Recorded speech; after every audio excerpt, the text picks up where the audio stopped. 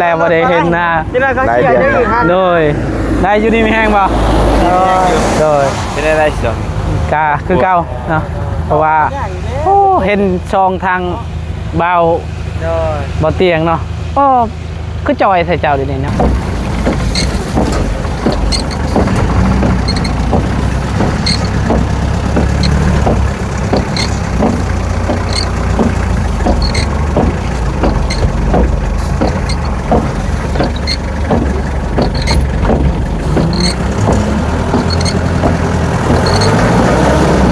อยู่ดีก็ได้บ่ได้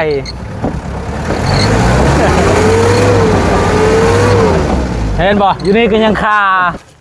ทำเมียเจ้าบ่ได้แล้วมีแต่เขาสิช่วยมีแต่ให้เราจับกองให้จะเปิดอ่ะนึงเอาพี่น้องเนาะเปิดภาพอีกมื้อนี้ก็มาพอกันอยู่รถคือเก่าพี่น้องเนาะมื้อนี้ก็มาฮอดเฮือนผู้ที่โชคดีพี่น้องเนาะก็มาลุ้นนำกันเนาะว่าทางไอ้ลังเพิ่นเนาะกับทางผู้ใหญ่เพิ่นทันเก้าทางอ้ายเพิ่นนี่เนาะฝากมาให้บ่าวบุญคงซื้อผ้ากระจาดและให้ไปใส่ทาง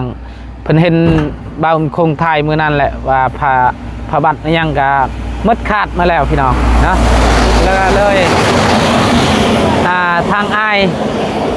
พอศรีชวันนี่แหละเนาะกับแม่ศรีชวันเนาะเพิ่นฝากมาให้จำนวนเงินเพิ่นฝากมากับลอยบ่แม่นขอโทษขออภัยเนาะเพิ่นฝากมาให้บ่าวบุญคงซื้อผ้ากระจาดอย่างนี้แล้วก็ใส่น้ำมันแล้วก็เพิ่นสิส่งให้บ่าวบุญคง25 ดอลแล้วก็มอบซื้อผ้ากระจาดให้ทางครอบครัวไอ้ลังก็อยู่50 ดอลเนาะก็เลยเพิ่นว่าให้ซื้อหมดผ้ากระจาดแล้วก็เรือหั่นแล้วก็ให้บ่าวบุญคงเก็บไว้เด้อเงินเพิ่นว่าเนาะเอาจังใดก็ขอบคุณทางอ้ายเด้ออ้ายใหญ่ใจดีเนาะเพิ่นก็เคยสดซอยครอบครัวทางไอ้ลังเนาะขอให้อ้ายสุขภาพแข็งแรงอยู่ดีมีแฮงเด้อเนาะร่ำรวยเนาะเงินทำบอกว่าอ้ายสิเฮ็ดธุรกิจการงานได้ก็ขอให้ประสบความสำเร็จหน้าที่การเงินและการงานเนาะสิ่งสำคัญก็ขอให้สุขภาพแข็งแรงหมดครอบครัวเด้ออ้ายเนาะเอาไปพี่น้องก็สิลุ้นเบิ่งว่าทางไอ้ลังเพิ่นอยู่เฮือนหรือบ่เฮาก็บ่ได้แบบว่าบอกเพิ่นเลยได้พี่น้องมีแต่เฮาก็สิเซอร์ไพรส์เลยบ่ฮู้เลยเนาะไปนี่อยู่นี่แหละเนาะก็วางเช็คก่อนจังนั้นนี่ก็สิไปมอบให้เพิ่นก่อนฉะนั้นแล้วก็จักรถสีขาวใดอยู่บ่เนาะอยู่พุ่น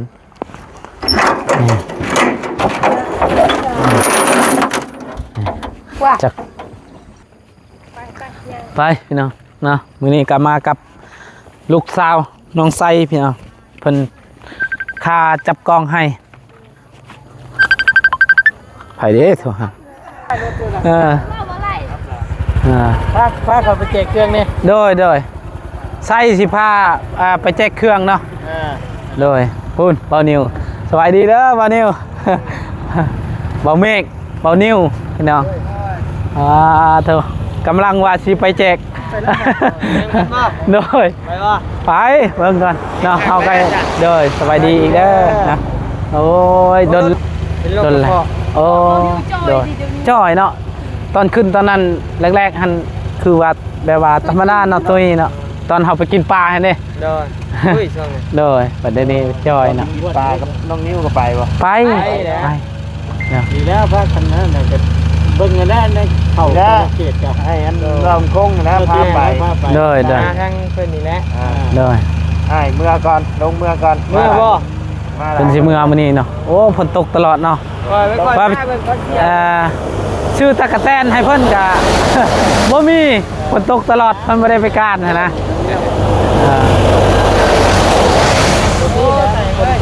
โดย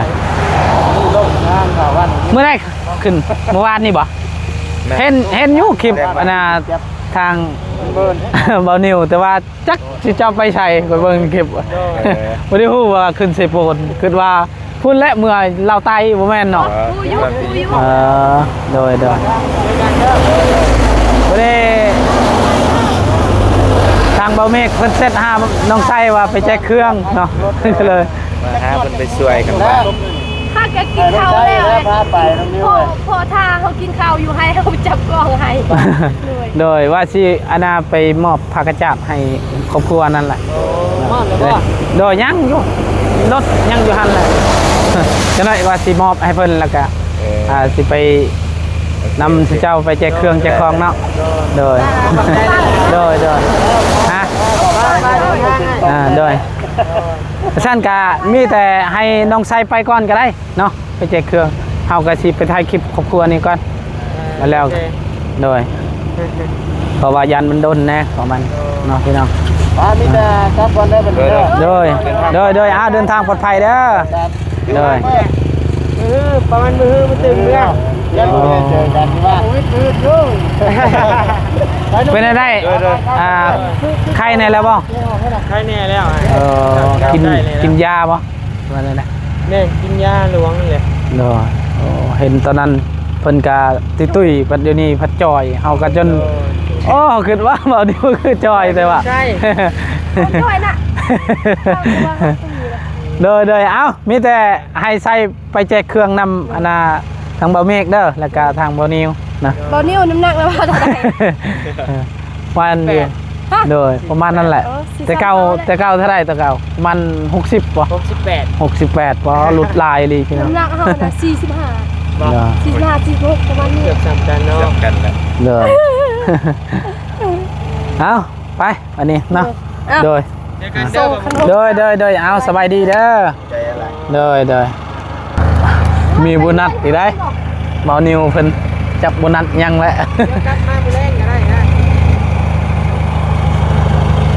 พาไปแจกอีกใช่นี่อยู่เงินบ่4 คนหาทางเจ้าบ่โอ้แม่4เอ้ย4เนาะ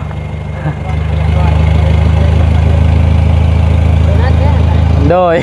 มีโบนัสขนมอีกเพิ่นขนมปังขอบใจละลายเด้อโดยนะหรือว่าให้คอยเอามือเจ้าเมื่อก็ได้เด้อคอยสิไปพุ่นก่อนเด้อบ่เมกเด้อโดยสบายดีนะขอบใจละลายนะโดยแวะใหม่เด้อกระแรงเด้อโดยไปก่อนพี่น้องนะเนาะพี่น้องเนาะกำลังสิไปหาทางครอบครัวไอ้ลังเนาะก็เลยเห็นทางทีมงานเบาเมฆกับเบานิวพี่น้องเลยเนาะก็เลยทักทายเพิ่นก่อนแล้วก็สิไปมอบเครื่องในผ้ากระจาดให้ครอบครัวไอ้ลังสิเบิ่งก่อนว่ารถอาจสิเข้าได้บ่เนาะพี่น้องรถเพราะว่าบ่แม่นรถมีพูวินรถฮอนไดจักสิเข้าได้หรือบ่ครอบครัวเพิ่นก็มีแต่ว่าคันเข้าบ่ได้ก็มีแต่ที่จอดอยู่ทางแล้วให้เพิ่นไปคนเอาพี่น้องเนาะคือสิบ่ได้แหละพี่น้องโอ้ขนาดรถจักรก็ยังสู้ชีวิตแหงเข้าทางเฮือนทางไอ้ลังเพิ่นเนาะโธ่ไปบ่ได้ดอกพี่น้องเข้าบ่ได้ดอกเขานี่ก็มีแต่รถสิค่าและ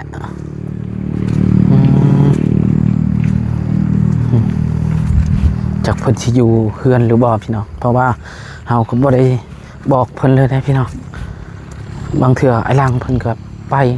บ่ได้อยู่เฮือนนะพี่น้องแต่ยันตอนนี้ฝนตกเพิ่นก็อยู่เฮือนนี่เนาะอันนี้ก็ซีเมนต์เฮือนของพ่อลาวนี่แหละเนาะแต่ว่าพ่อลาวก็อยู่หลายคนนะทั้งแม่แล้วก็น้องแล้วก็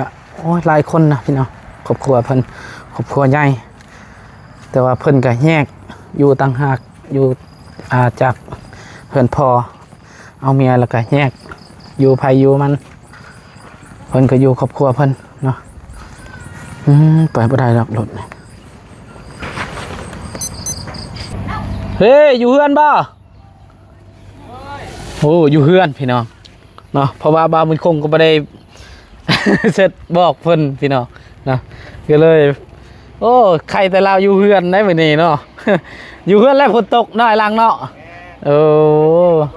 โดยทุก บุญคงมาคนเดียวบ่ โดยแม่นแหละสบายดีโดยทุกเนาะกินข้าวกินน้ำแล้วบ่ กินแล้ว โอ้เป็นไรฝนตก เปียกบ่ คำว่าคนอันนั้นลมพัดมากับเปียกคนซื่อๆบ่ได้เปียก โดยกินอาหารยังไม่นี่ คืนนี้ โดย มื้อเช้านี้ว่า โดยสบายดีเด้อ ไปดี โอ้เพื่อนเพิ่นกัดจังปึ้งพี่น้องเอ้ยเด้อ เป็นอะไรอยู่ดีไม่แห้งบ่ โดย โอ้ยบ่ได้ไปอันน่ะเฮ็ดเฮือนบ่วันนี้ ก็ฝนตกนี่ โอ้โดย มื้ออื่นอีก เท่าอ่า น้องชายบ่ได้มานํบ่ บ่เพิ่นไปแจกเครื่องกับทางทีมงาน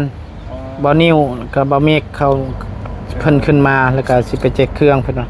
แต่ทีเวทกาเพิ่นก็ว่ามาพี่แหละจับกองให้นี่แหละแต่ว่าพอดีไปฮอดบนทางแล้วเห็นทางบ่เมฆกับบ่นิวมาแล้วก็เลยเพิ่นก็สิไปนำบ่เมฆกับบ่นิวไปแจกเครื่องแล้วก็เฮาก็สิมาเฮือนไอ้ลังนี่แหละเนาะมาติดไม้นะเอ้ยจ้าเอ๋โหใหญ่แล้วเนาะใส่วาวมันยังเกาะ คาเฟ่บ่ใช่วาว เด้อเบ็ดเลื่อนแหละ 4 เดือนปลาย เด้อเป็นยังนะผักเจ้าบ่แม่นไอ้ลังตีบ่นี่ บ่แม่นกินนี่เราก็ออกป่าไปหาหน่อไม้ หากะหาหน่อไม้ยุงกัดคิดว่าเจ้าตีเพิ่น คันว่าตีก็มันดำหมดเลย ดำหมด อันนี้มัน ยอกเพิ่นพี่น้องเนาะ โอ้ยยุงกัดเนาะ แพงอยู่บ่เมีย ก็แพงแล้ว หอมแก้มนึงก็จากบาทหนึ่งนี่กันมาไป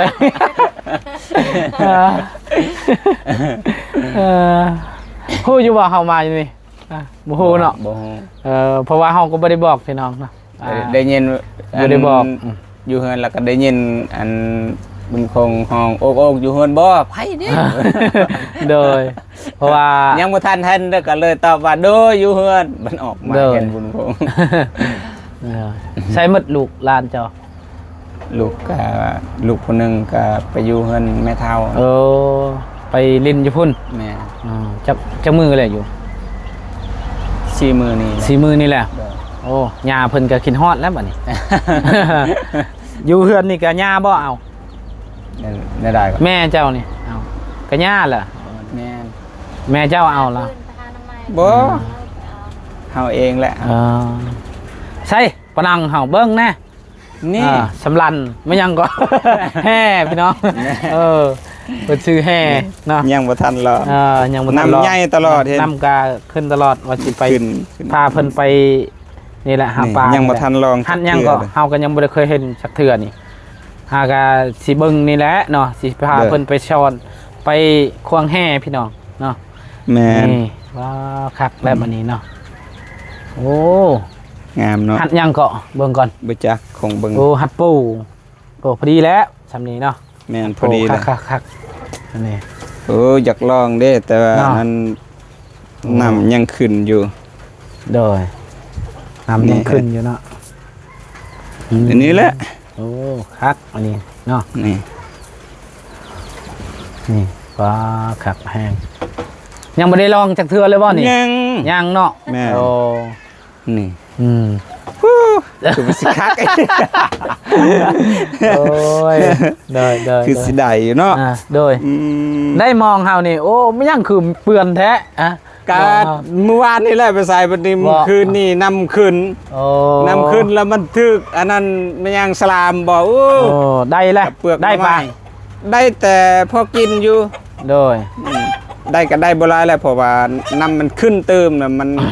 จักมันยังมันถึกอายุอาญะพุ่นแหละ โดย โอ้ว่ากะไปเมื่อวานนี่ก็ไปผู้เดียวบ่ได้ส่วนต้นกล้าไปนํเพราะว่านำใหญ่นำขึ้นเห็นยันเรือล่มลาวลอยน้ำบ่เป็นแล้วก็ยันแบบว่ายันอันตรายแบบนั้นก็เลยไปผู้เดียวแหละ โดย คันว่านำลงแล้วก็สิส่วนอันต้นกล้ากับบุญคงนั่นแหละแล้วก็ใส่มองแล้วก็ไปวานแฮตัวนี้แหละ โดย เพื่ออยากอันนั้นจะได้ปลา เพิ่นได้เฮือนชานนี่โอ้ฝนตกก็คือสิอันนั้นเนาะ แม่ ลมพัดนี่ก็หัวเนาะ แม่ก็เล พัด ย มาพี่เนาะเพิ่นก็อัด พัด มานี่คือ อันนั้นเมียก็เลยเอาตัวนี้ โอ้ แล้วไป โดย มัดบอลนี่ โดย เพราะว่าลมแหงมันพัดเข้ามา บ่คันสมมุติกันมีผ้ากระจาดอหยังนี่ใช้ได้ติเนาะ ได้ เพราะว่าเจ้าก็เป็นช่างแล้วเนาะ โดย โดยพี่น้องนะถามเพิ่นก่อน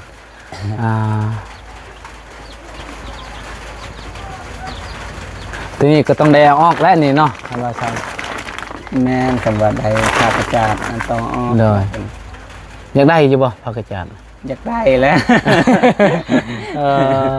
ได้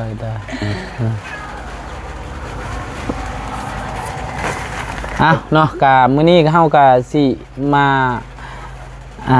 ให้เจ้าผักกระจาดนี่แหละเนาะซื้อมาแล้วผักกระจาด ภาคจันบ่ โดยผักกระจาดนี่แหละ โอ้ เนาะเฮาก็บ่ได้บอกเลยนี่ได้ โดยมื้อนี้ก็สิบอก ดีใจแล้ว ให้ คำว่าได้ภาคจาดนั่นโอ้ โดยพอดีอ้ายเพิ่นพากเงินมาให้บ่าวบุญคงมือชื่นนี่แหละมื้อวานนี่เฮาก็ไปกดเงินไปมื้อชื่นนี่แต่ว่าพอวันอาทิตย์เพิ่นก็พอดีเพิ่นก็เลยธนาคารปิดธนาคารก็เลยไปมื้อวานนี่พอดีไปตะแลงก็ เด้อ มื้อนี้ก็ว่าสิไปซื้อผักกระจัดให้ทางครอบครัวเจ้านี่แหละแต่ว่าเฮาก็บ่ได้บอกแหละเฮาสิแบบว่าแบบสะพายเลยนะบ่ฮู้เลยนะ นี่โดยเพราะทางอายเพิ่นก็ว่าเฮาก็บ่ได้บอกเด้อมีแต่ว่าเจ้าสะพายเพิ่นเลยโดยเฮาก็ว่า เป็นไดดีใจบ่ ดีใจ สิได้เฮือนแบบว่าโอ้สบายแล้วเนาะ แม่ ก็แบบว่าเวลาฝนตกมันยังลมพัดก็ใครแน่เห็น แม่ มัน น อันน่ะมีผักกระจัดแล้วพี่น้อง อันนี้ ฮะ ลมพัด นี่ลมพัด ขาเบิดแล้วก็ ขาด นั่นเอาสาดเอา โดย สาดอีกไปอันนั้นไปพาเอือน โดย เบื้องนี้ก็ซ่องเทือแล้วลูกตก โอ้นี่ น้องตกทาง โอ้ยโดยเพราะว่านอนกลางคืนเนี่ยเนาะ แม่ เด็กน้อยเนี่ยเบิ่งเทือกันละเมอก็ไปหุ้นแหละ โดยเอาไปไอ้ลังเฮาก็สิไปเอาผักกระจัดอยู่รถพุ่นแหละเนาะก็เฮาก็สิไปว่าจักทิศได้พอหรือบ่เฮาชื่อ7แผ่นนี่แหละเฮาชื่อแต่ว่าจักพอหรือบ่บ่ฮู้เนาะเพราะว่า เด้อ เฮาก็สิซื้อเพื่อแน่บางเทื่อก็มันเลือ ซื้อแล้วเนาะ กับบลายโดย โอ้ ไปเอานี่ เด้อ พาเมียเจ้าไปเอาก็ได้ผักกระจัด ลูกเจ้าให้อนาแม่เจ้ามาเอาก่อนเนาะ เด้อ ใช้มื้อนี้เลยบ่อันใดนี่ บ่เบิ่งก้อนยันฝนตกบ่คันเบิ่ง ได้ อันนั้นจะยังไปซื้อตะปูแน่ โดยแม่นแล้วเนาะ กะ ซื้อเหล็กตะปู เอาไว้ แล้วก็ เอาไว้ แบบเบิ่งแบบว่าคันฝนบ่ได้ โอ ตก เคเนาะสิพาทางไอ้ลังเพิ่นไปเอาผักกระจัดอยู่รถพุ่นแหละเนาะเพราะว่าเฮาก็สะพายเพิ่น เพิ่นก็บ่ได้ฮู้เนาะ โดย ดีใจบ่ โดยดีใจแหละโอ้ เด้อ ขอบใจหลาย เด้อนะไปพี่น้อง ๆเด้อ โอ้รถก็เข้าบ่ได้ได้นี่ไอ้ลัง แม่น เนาะ เด้อ มีแต่แบกไปพุ่นแล้วเนาะ เด้อ แบกมือพุ่นแล้วพี่น้องเพราะว่ารถใหญ่เพิ่นเข้าบ่ได้ดอกทางนี้ ยามฝนตกนี่ เด้อ นะ มีแต่จอดอยู่นี่แหละ เด้อ เอารถแล้วก็ย้ายจอดอยู่นี่ให้เพิ่นแบกอีกเอาผักกระจาดแบกอีก เด้อ แบกช่องพ่อเมียเพิ่นแล้ว เป็นจริงได้ปากกระจานแล้วดีใจบ่ ดีใจ ดีใจให้แงงเนาะ ตกแล้ว ไป รถมาแล้ว สิ สิถอยไปพุ่นแหละ รถมาแล้ว เพราะว่าเข้าบ่ได้ดอกรถมีแต่สิถอยเข้าไปเนาะ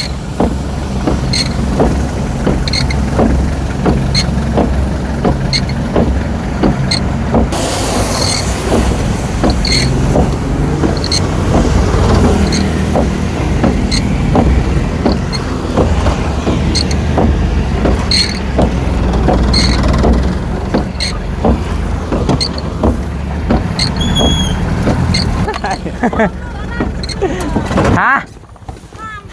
อันนั้นแหละว่าสิห้ามไปพุ่นแต่ว่าค่อยถอยนิดนึงอยู่นี่แต่ว่าบ่ได้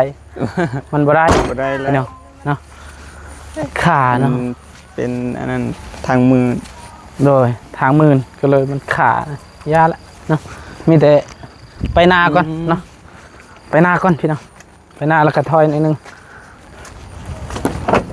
ไปหน้าก่อนน้อยนึง โ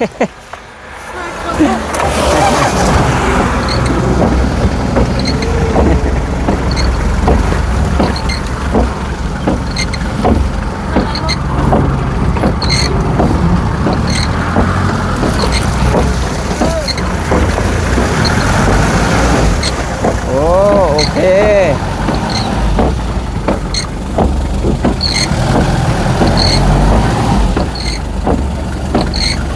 ได้แล้วสำนันคุณเอ้ย ได้แล้วไปนี่ ได้แล้ว เอาฮาโตทางมืนน่ะลิ แมน ไปไป ไป อันเนอะก่อน อ่ะ มา ขันจอง ไปนี่แต่เอาแล้วแหละไปสองแผ่นหรือว่าเอาแผ่นหนึ่งพละแผ่นบ่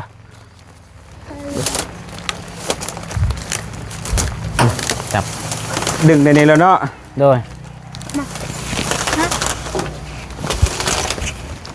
เฮ็ดเดี๋ยวได้อีกแบบนี้ แม่นเฮ็ดไปนั่นแหละโดย อืม มาใช่ไหม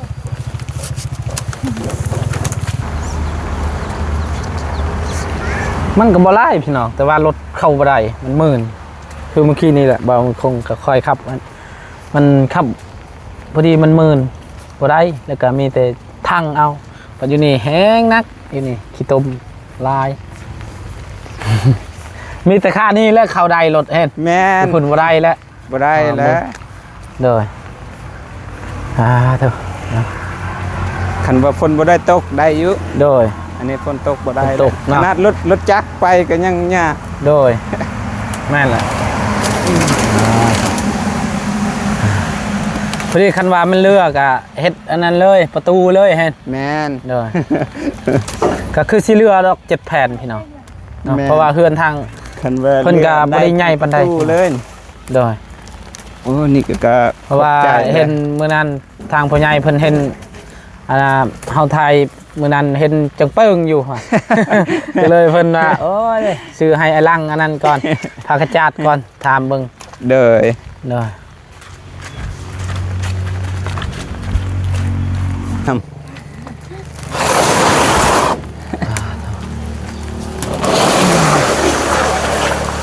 เอา อ้าว3แผ่นเลยบาดนี้ 3แผ่นเลย เฮ็ด ปั้ว แพ้บ่ เด้อ ได้บ่ ให้อยู่อังกลางนี่แหละให้เบิ่งเมียให้เบา เบิ่งมีให้เบาๆโอ้เนาะ เด้อไปพี่น้อง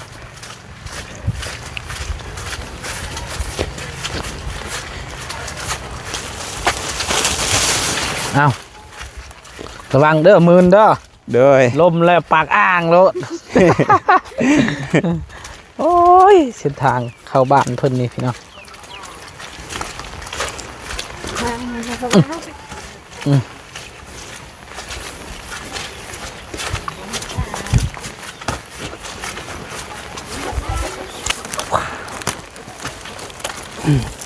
อ้าว เอาเสกนะ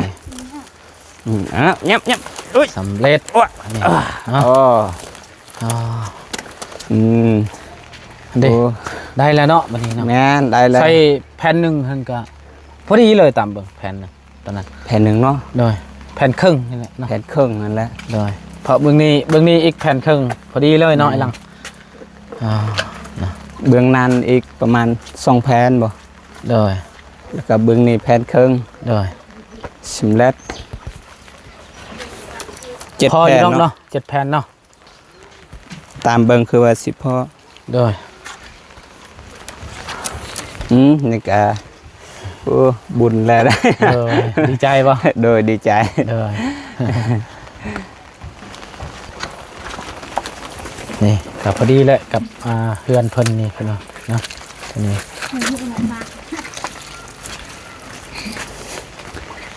คันว่าตอกอัน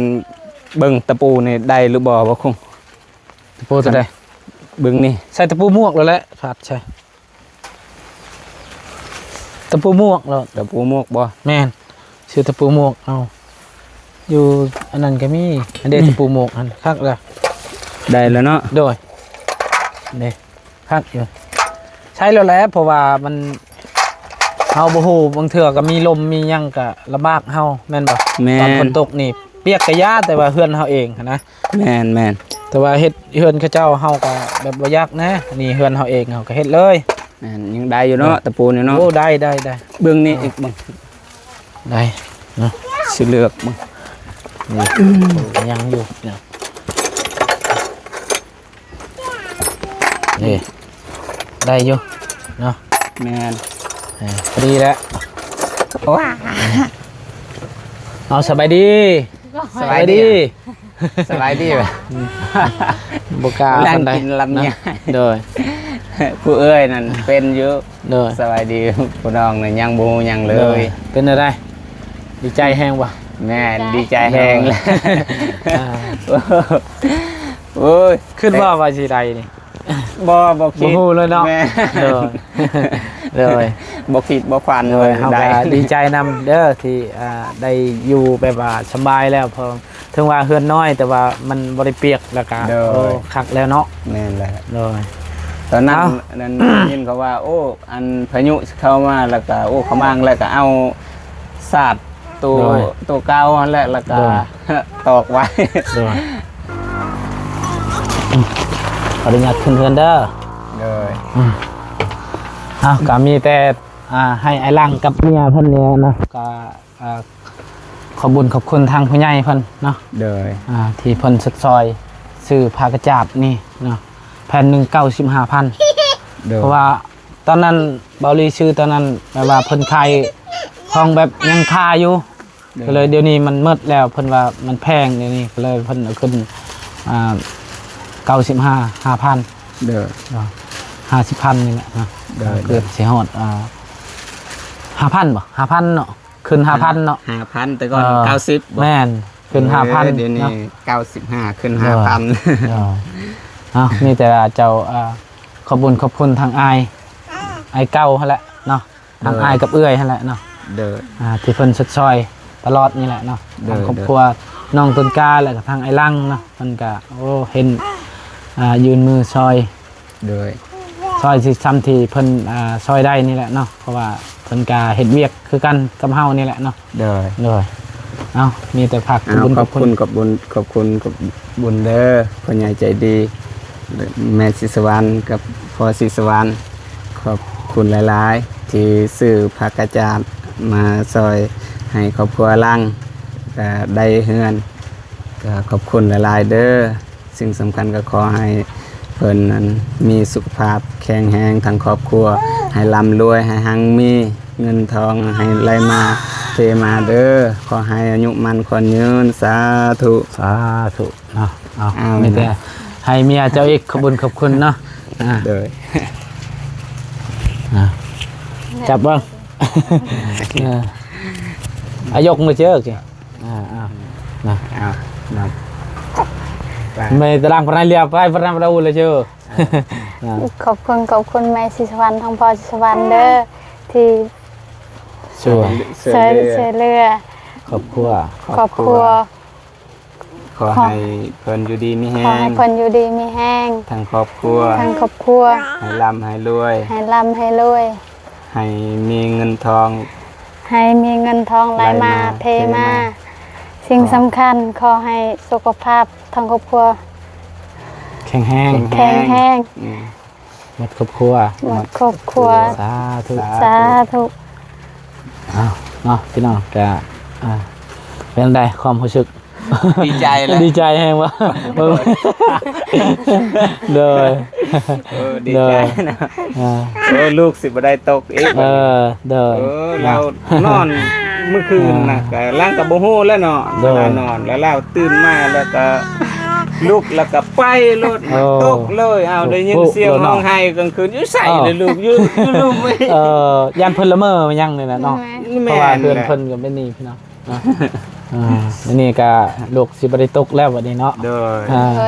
ตัวนี้เพราะว่าตอนฝนตกนี่เฮาเฮ็ดเวียกเฮาเฮ็ดเวียกเฮือนเฮาได้ เด้อ คันว่าฝนบ่ตกเฮาก็สิไปรับจ้างเขาเจ้าอีกนะ แม่น ตอนนี้เฮาก็เฮ็ดได้เนาะ เด้อ จังไดก็ดีใจนำเด้อที่ได้พากระจาดเนาะ เด้อก็ขอบใจอันนั้นนำ เด้อ มาบุญคงสะพานบุญให้ เด้อ ก็ขอให้บุญคงก็อยู่ดีมีแห้งทั้งครอบครัว เด้อ ทางให้มีให้ร่ำด้วย เด้อ สาธุ เด้อสาธุเด้อเนาะเฮาก็ดีใจนำครอบครัวทางไอ้ลังเพิ่นเนาะ เด้อ ที่ได้พากระจาดคือบ่าวมันคงเห็นตอนนั้นแหละถ่ายเห็นทางผู้ใหญ่เพิ่นเห็นแล้วก็เลยเพิ่นว่าโอ้ขึ้นอีต้นครอบครัวทางไอ้ลังว่าใช้ไผบัตรก็หมดขาดมาแล้วเนาะเพราะว่าเฮาก็อยากตัดเองแต่ว่ามันบ่มีไม้เนาะ เด้อ ก็เลยว่า ก็ว่ายากแล้วเดี๋ยวนี้ เพราะว่าเพิ่นก็หาเงินอยู่พี่น้องก็หาเงินอยู่แบบว่ารับจ้างเฮ็ดเฮือนเฮ็ดหยังนี่แหละแต่ว่าเงินก็หมดใช้จ่ายซื้ออยู่ซื้อกินเนาะ เด้อ ซื้อแบบว่าอยากซื้อตัวนี้มันก็บ่ค่อยได้แน่ปานใดก็เลยว่าเอาว่า เด้อ หมดซื้อข้าวซื้อน้ำเนาะ แม่น เด้อเพิ่นได้แพงเมียวะ แพงแล้ว เอาแกเมียนึกว่าให้ผู้ใหญ่เพิ่นเห็นแน่เนาะนางเนาะทางอายเพิ่นเบิ่งได้นี่น่ะเพิ่นว่า